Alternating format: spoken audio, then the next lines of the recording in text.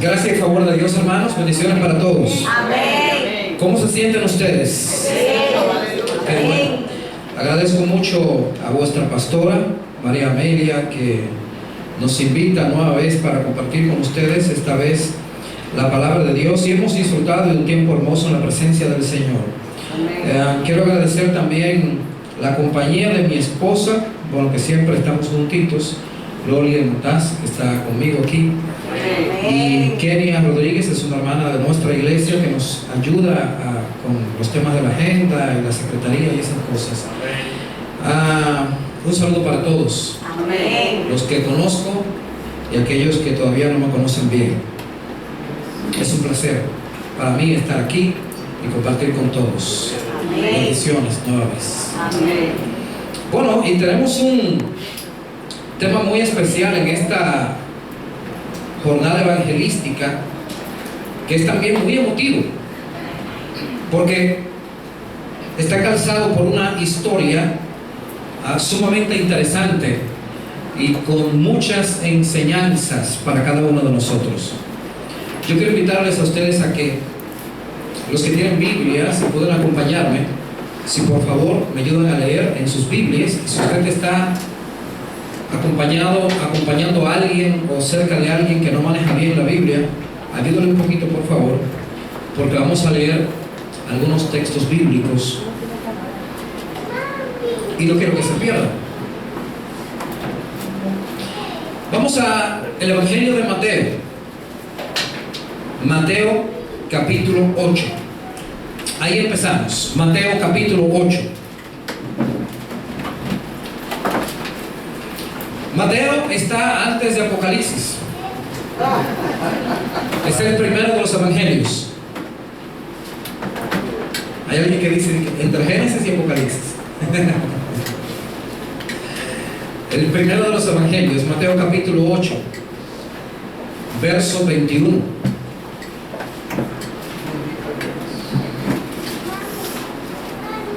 ¿Podemos leer? Amén. La palabra de Dios dice: otro de sus discípulos le dijo: Señor, permíteme que vaya primero y entierre a mi padre. Y Jesús le dijo: sígueme, deja que los muertos entierren a sus muertos. Siga ahí mismo al lado, Mateo capítulo 9. Algunos ni siquiera tienen que voltear la página, pero quizás otros sí. Mateo capítulo 9, verso 9. Seguimos. Saliendo Jesús de allí, vio a un hombre llamado precisamente Mateo, que estaba sentado en el banco de los tributos públicos, y le dijo: sígueme. Él se levantó y lo siguió. Un poquito más adelante ahora, Mateo capítulo 19. No se preocupe, tenemos tiempo. No voy a romper las hojas. Mateo capítulo 19, verso 16 y siguientes.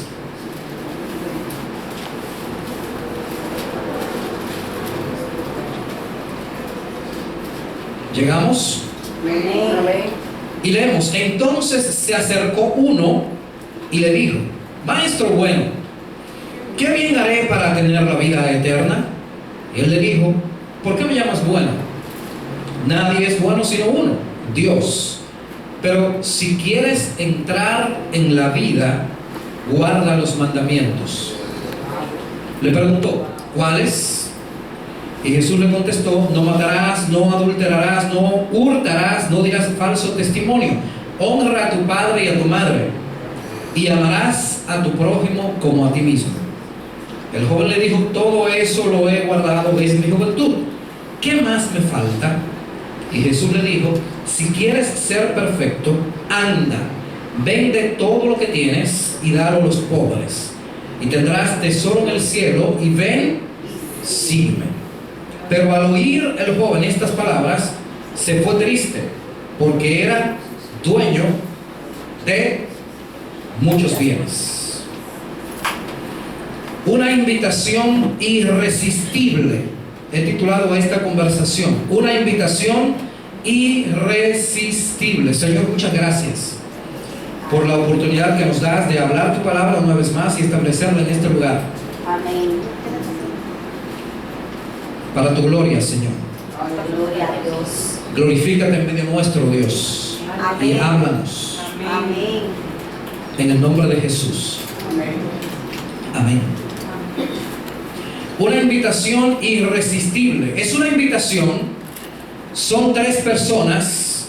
Son 3 historias.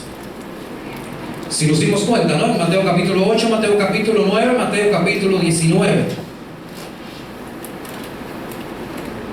Y todas tienen el común denominador de que Jesús está invitando a cada una de estas personas ¿a qué? A que le siga. A que le siga. Muy bien, estamos haciendo la tarea.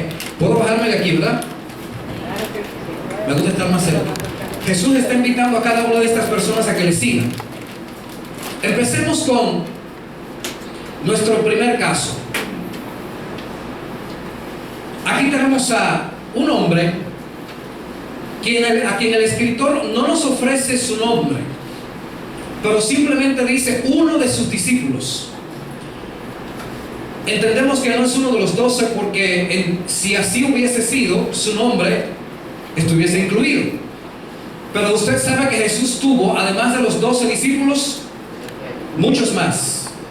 Algunos cuentan y pasan de más de 700 en algunos casos. Hay gente que hace muy buena aritmética, otros no tanto, no se aventuran tanto. Bueno, Jesús tuvo muchos discípulos, no solamente los 12. Quizás este es uno de sus muchos discípulos, quien en medio de una conversación con el maestro se aventura, se quiere apuntar para discípulo y le dice al Señor: permíteme que vaya y entierre a mi padre. Y Jesús da una respuesta como dura, ¿no? Es difícil. Imagínate que te digan: ven, sígueme, deja que los muertos entierren a sus muertos. Es alguien que está aparentemente interesado en resolver y atender un asunto de familia. Es un duelo familiar, aparentemente. Pero tenemos que hacer nuestra tarea y tratar de entender de qué se trata todo esto. Déjame ir a enterrar a mi padre. Es una expresión cultural dentro de los judíos, en el medio social judío, que lo que puede significar es lo siguiente. Para un judío con ciertas obligaciones y responsabilidad, entiende: mi padre está anciano. En algún momento, por ley de vida, va a partir de esta tierra. Por lo tanto, permíteme ir a estar con él, a acompañarle hasta que muera. Entonces yo lo entierro y luego yo vengo y me integro a ser discípulo. Está bien el negocio, ¿verdad? Eso es más o menos lo que significa. No es que necesariamente signifique: el hombre está muerto, hay un duelo en casa y tú me estás impidiendo ir a enterrarlo. ¿Me entienden la idea? Amén. O sea, se trata de una cuestión cultural. Y en esa cuestión cultural pueden pasar varios años. No sabemos si 3, si 5, porque no lo puede matar. Tienen que esperar que el hombre quite los tenis. Perdón si se ofende. Perdón por los tenis. Tienen que esperar que el hombre muera, para que entonces lo entierre y luego vuelva. Señor, aquí yo estoy. Recuerda que yo dije que, ¿verdad?, yo lo enterraba y volvía. Aparentemente esto es lo que sucede, y el Señor por lo tanto le dice: deja que los muertos entierren a sus muertos, sígueme. Jesús no está mandando a nadie a ser irresponsable con los asuntos familiares, y menos con un dolor familiar, sino es una cuestión de prioridad. ¿Qué tú estás priorizando? ¿A qué cosa le estamos dando nosotros prioridad? ¿Al llamado, a la invitación del Señor, o a los asuntos familiares? El Dios que nos llama también nos respalda en los asuntos de la familia. Amén. En el medio del duelo, del dolor, de la desesperación, del conflicto, de la escasez, Dios siempre estará allí para respaldarnos. Amén. Y si Él dice: sígueme, Él sabe por qué lo está diciendo. Pero hay más que aprender en esta historia. Porque si usted revisa los versos anteriores, quizás desde el 18 más o menos, por ahí, pasa algo. Es que hay un escriba que interactúa con el Señor Jesús y le dice: Señor, te seguiré donde quiera que vaya. Y parece que por ahí cerca está este otro discípulo. Y Jesús le dice al escriba: mira, las zorras tienen guaridas, cuevas, donde pernoctan, donde se guarecen, donde se aseguran. Las aves del cielo tienen nidos, pero el Hijo del Hombre, es decir, yo, Jesús, no tiene donde recostar su cabeza. Y si este otro discípulo estaba escuchando, viene a decir: permíteme ir a enterrar a mi padre y yo vuelvo. Porque lo que Jesús está diciendo, mira, le dice al escriba: yo tengo menos que una zorra y menos que un ave del cielo. ¿Cómo lo ves? ¿Quién se apunta a seguir a alguien así? Entonces es comprensible en la lógica humana: permíteme ir a enterrar a mi papá, y entonces cuando muera y yo vuelva, a lo mejor ya tú tienes dónde, ¿verdad?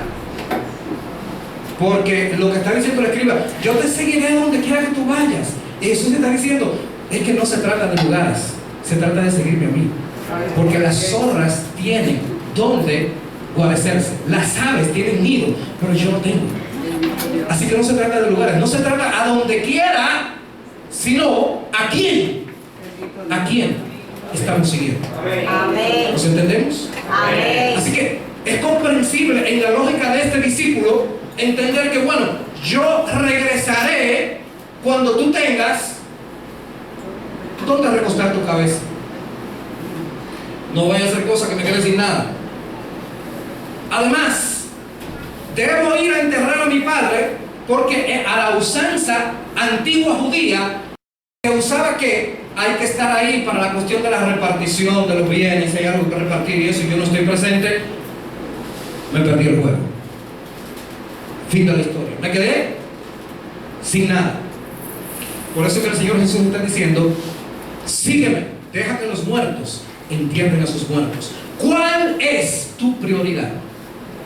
¿Cuál es tu prioridad? De eso se trata esto.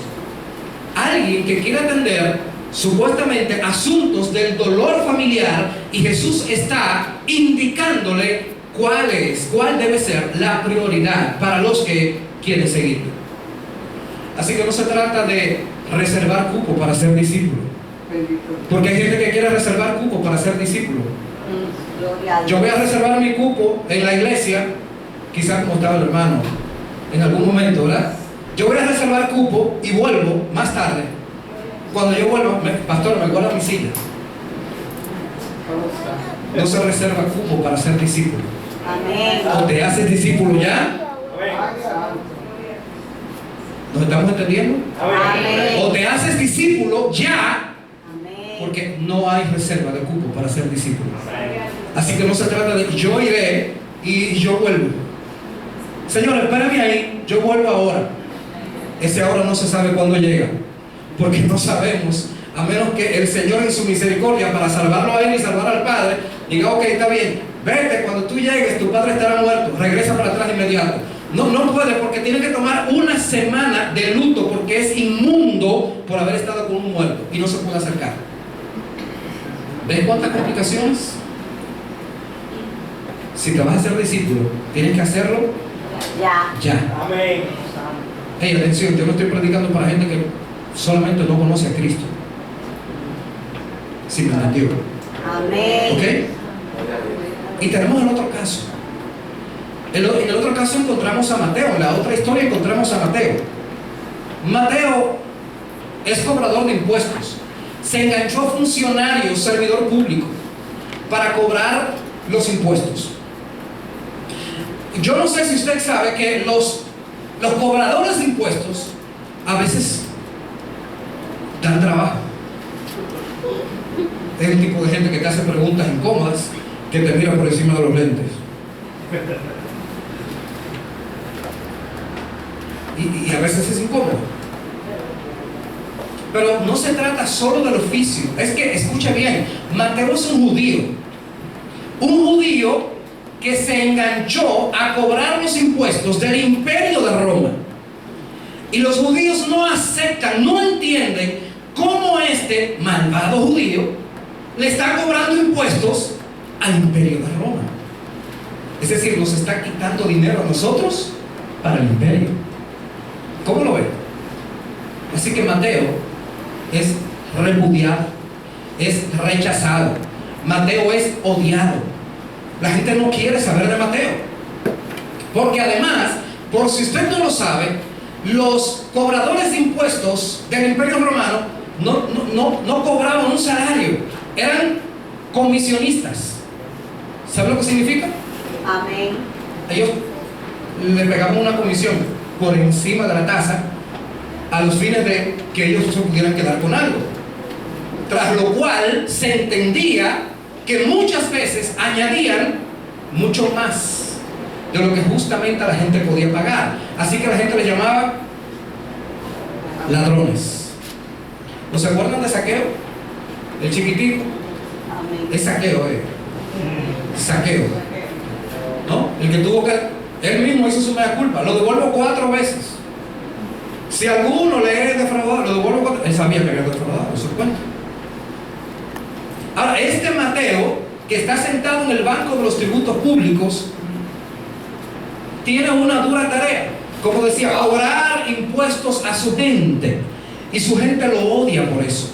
Su gente lo rechaza por eso. Su gente no quiere saber de él. No, yo no sé cuánta gente estuvo pasando por la misma esquina, porque por cierto, Mateo tenía que exponerse ante el público, tenía que estar en un lugar visible. La gente tenía que ver a Mateo al pasar. No vaya a ser cosa que se le olvidase pagar los impuestos. Él tenía que estar en un lugar donde él pudiera ver a la gente y la gente pudiera verlo a él. ¿Sabe lo incómodo que es vivir en una ciudad pequeña y que la mayoría de la gente te rechace?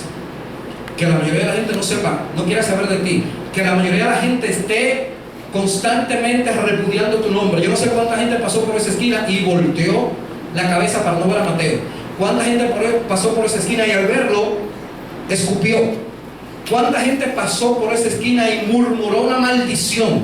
Cuánta gente pasó por esa esquina y dijo: de aquí tal vez está muerto Mateo. Del hombre que nadie quiere saber. Pero Jesús se acerca al lugar de los tributos públicos y no va precisamente a pagar impuestos. Y va, encuentra a Mateo allí y le dice: sígueme. ¿Qué hizo Mateo? Dice el texto: dejándolo todo. Amén. ¿Qué hizo? Lo siguió. ¿Por qué? Porque a Mateo nunca nadie le había hecho una invitación de ese tipo. Mateo no recibe invitaciones a comer. Mateo no recibe invitaciones a compartir en ningún grupo social. Mateo es repudiado. Y anda este maestro judío por allí, este maestro nuevo, a quien tal vez Mateo había escuchado en alguna oportunidad o le habían dicho, y este hombre viene a importantizarlo en la esquina del dolor, en la esquina de las maldiciones, para decirle: ven, sígueme, porque yo creo en ti. Este hermano acaba de decir que creyó en él, el Señor Jesucristo, su pastora, su esposa, ¿alguien más? Santo. Porque siempre el Señor cree Santo. en la obra que Él va a hacer en la gente. Amén. No necesariamente en la gente, pero en la obra que Él va a hacer. Dios cree en su sacrificio. Dios cree en su gracia que ha sido derramada. Por lo tanto se acerca y le dice: sígueme. Amén. Y Mateo deja todo. Y eso significaba mucho, porque Mateo quería hacerse rico rápidamente. Era la manera más rápida de escalar económicamente en la sociedad judía, cobrando impuestos. Y yo cobro y pego mi comisión y salgo buchú y me retiro temprano. Parece un buen negocio, ¿no? Mateo dejó todo y fue tan contento que fue a su casa e hizo una comida. Registran los textos más hacia abajo. hizo una comida. ¿Y tú sabes qué hizo? Invitó a la crema innata de los publicanos y los pecadores. Ahí estaban todos. Todos los ladrones, todos los despreciados, todos los... Diga usted, diga tú. No se sabe nunca. Pero vamos a dicho. Los políticos corruptos. Ahí estaba la crema innata de los ladrones, de los pecadores. Y Jesús en el centro. Y los fariseos se escandalizaron, hicieron un meeting allá afuera y mandaron a buscar a los discípulos y dijeron: ¿y cómo es que su maestro se sienta a comer con publicanos y pecadores? Jesús escuchó y le dijo: oigan, es que los que están sanos no tienen necesidad de médicos, sino los enfermos. Vayan y aprendan, misericordia quiero y no sacrificios. Y ahí está Mateo, contento, porque hay una obra nueva que Dios está haciendo. Amén. El Señor lo cambia de posición, lo transforma.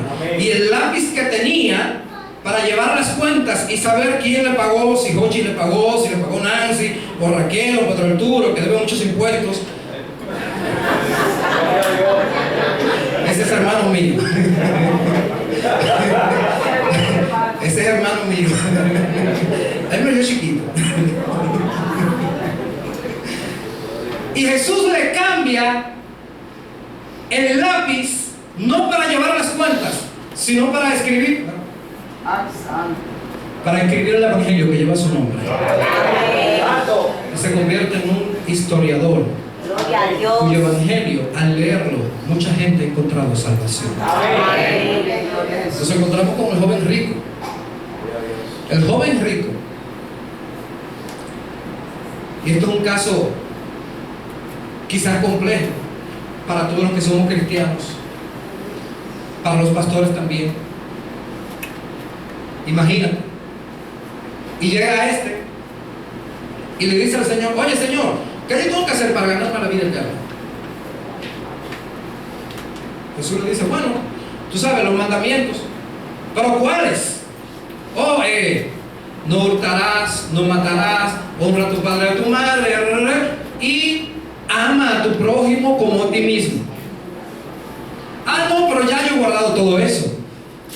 ¿Qué más me falta? Y el Señor Jesús le dice: bueno, pues ve, vende todo lo que tienes y ven y dalo a los pobres y ven y sígueme. Sí. Y la Biblia dice que lo dio. ¿Qué hizo? Se entristeció. Se fue. ¿Por qué? Porque tenía muchas posesiones. Muchas cosas. Ese es un problema serio. Ese es un problema complejo. Y yo me imagino esa conversación de este muchacho delante de los discípulos, y con un discípulo ahí, pastora, que se llama Judas Iscariote, el tesorero, el que tenía la responsabilidad de administrar el dinero. Y ustedes todos aquí saben cuál es la fama de Judas, ¿verdad? ¿O necesitan que yo le diga? Él criticó que vino un frasco de alabastro y eso se pudo haber vendido y se lo damos a los pobres. Pero la Biblia dice que era ¿por qué? Por avaricia. Porque robaba de la bolsa, él tomaba para sí. Yo me imagino a Judas escuchando esa conversación, porque el joven rico hizo tres preguntas. Tres. Uno, ¿qué yo tengo que hacer para ganar la vida eterna? Dos, ¿cuáles mandamientos? ¿Cuáles? Tres. Después que dice, ya todo eso lo he guardado, ¿qué más me falta? La tercera pregunta. Y cuando va por la número 2 está Judas: ay, que no siga. Porque Jesús le va a dar duro. Le va a decir. Imagínate, llegó un hombre rico a la iglesia, ¿y cómo lo votamos? Llegó un hombre rico al ministerio, ¿y cómo lo votamos? ¿Qué hacemos con el libro? Jesús va a votar el pez gordo, lo va a votar. Se lo va a decir, se lo dijo: ve, vende todo lo que tienes y dalo a los pobres. Y ven, sígueme. ¿Cómo es que le vas a decir que no? Los tres encuentros tuvieron resultados distintos. No sabemos qué pasó con el primero de los discípulos que quiso reservar su cupo para regresar después, pero lo más probable es que se fuera. De Mateo ya sabemos que se quedó para escribir el evangelio que lleva su nombre. Del joven rico ya sabemos que se esfumó, él mismo se quitó. Porque no siempre la gente entiende la invitación. Pero yo digo, es irresistible por quien invita. El que invita es mi rey.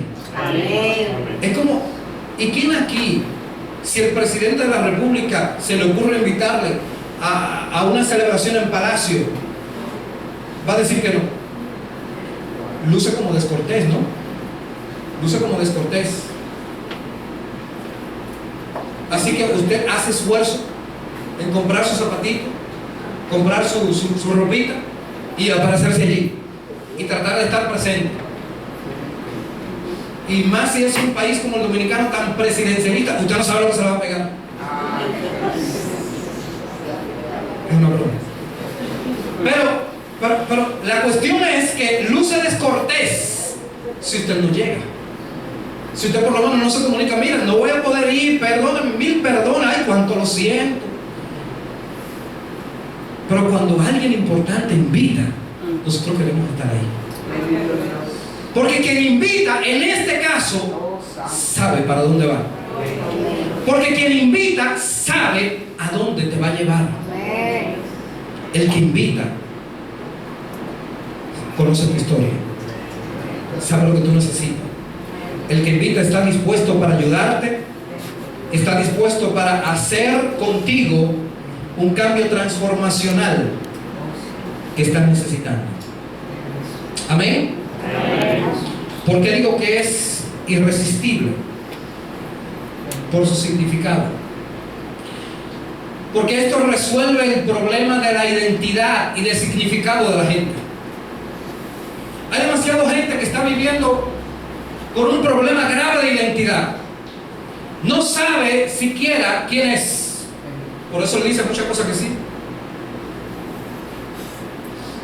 Por eso hay gente que se apunta a cualquier cosa. Con un problema grave de identidad, un problema grave de significado. El que está invitando resuelve el problema de identidad y de significado. Porque esta invitación añade significado a la gente. Amén. Es irresistible por su propósito. Porque el que está invitando sabe que si le sigues resuelve el problema del ser humano. Amén. El problema de existencia. ¿Para qué estamos aquí? Hay gente que no sabe para qué está aquí. Siempre nos encontramos con eso en nuestro trabajo pastoral. Con gente que pasan los años y no sabe para qué está aquí. Hay gente que existe pero no vive. O como diría alguien, está viviendo pero no vivo. Están pasando los días del calendario, están pasando las horas y no sabe todavía qué es lo que va a hacer con su vida, porque no ha entendido para qué fue creado. El que está invitando sabe para qué te creó. El que está invitando ha dicho, nos ha dejado instrucción precisa. Efesios capítulo 1, versos 4 en adelante dice: según nos escogió en Él antes de la fundación del mundo, para que fuéramos santos y sin mancha delante de Él.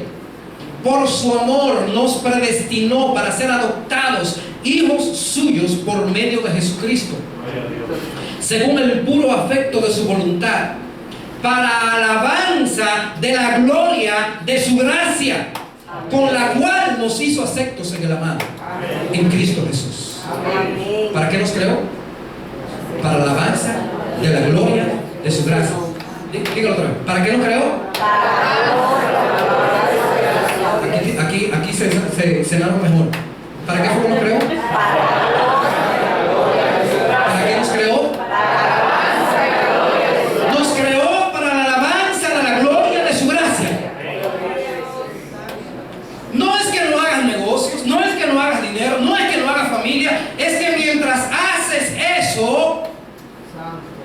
Tu prioridad es para la alabanza de la gloria de su gracia.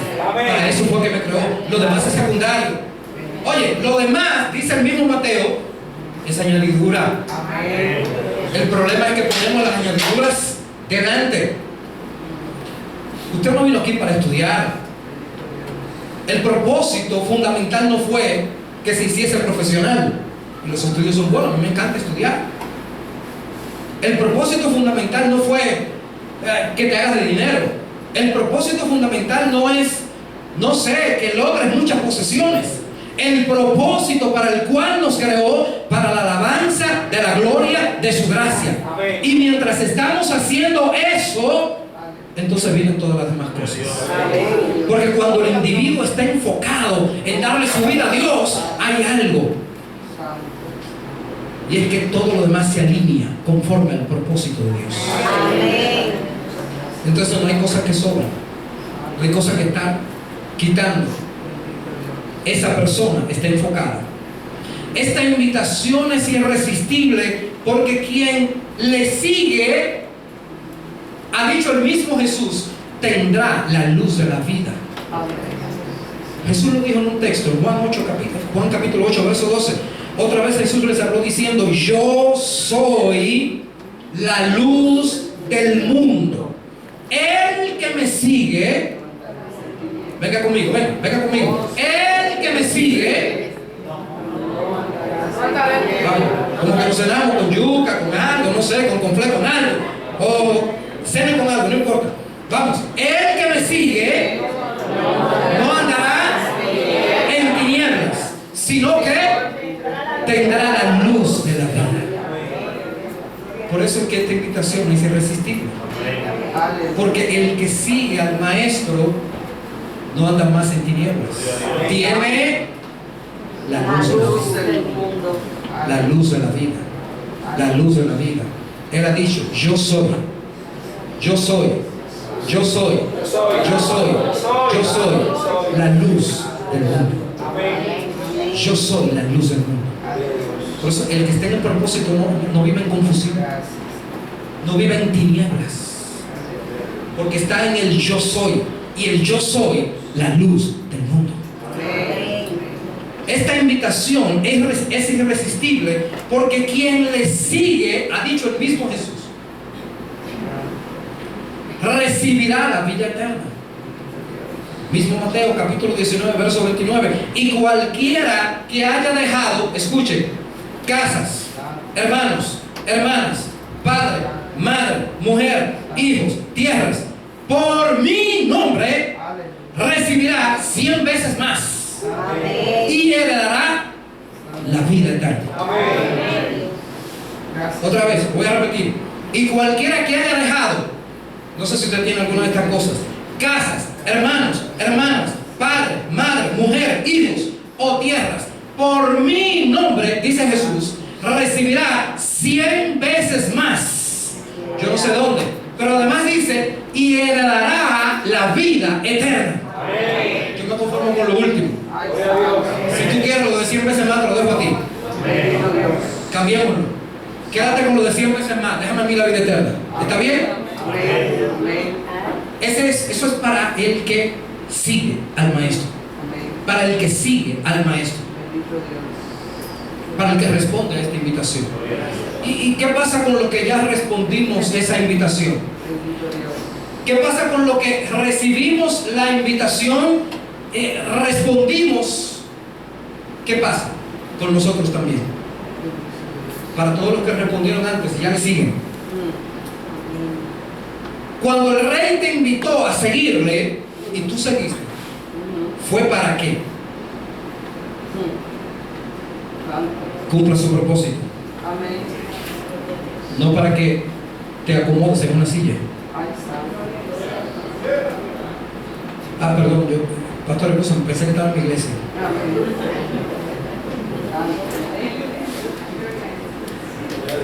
A veces se me zafan esas cosas en la iglesia. No fue para que nos acomodáramos aquí en una silla. Cuidado si tú crees que tú estás haciendo suficiente.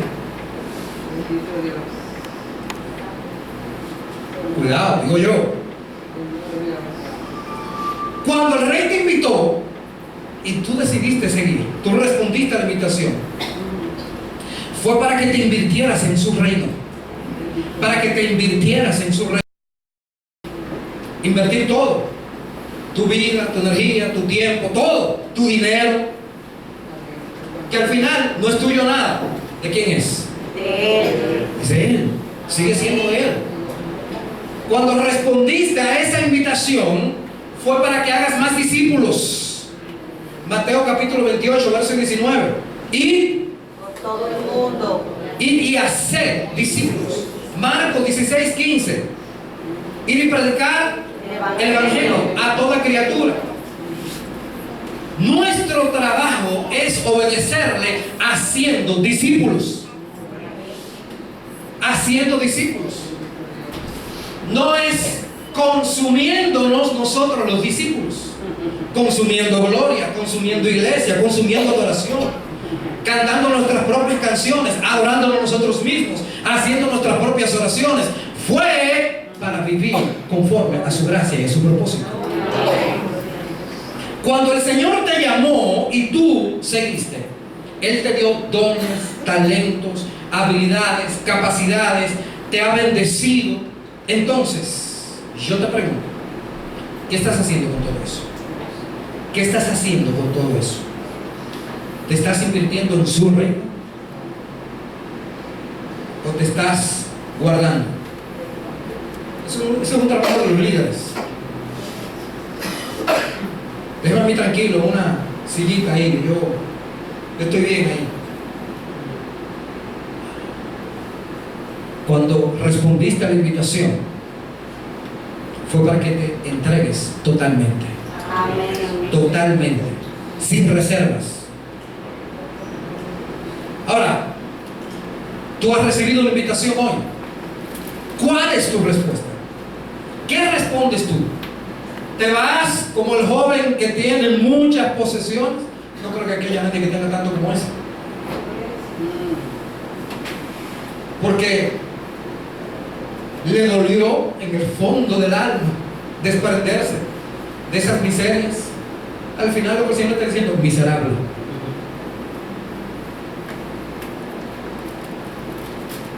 ¿Pondrás excusas como el primer discípulo? No, déjame ir a atender aquel asunto. Cuando eso pase, dentro de unos años, yo vuelvo y me apunto. No, esto no es como los colegios malos.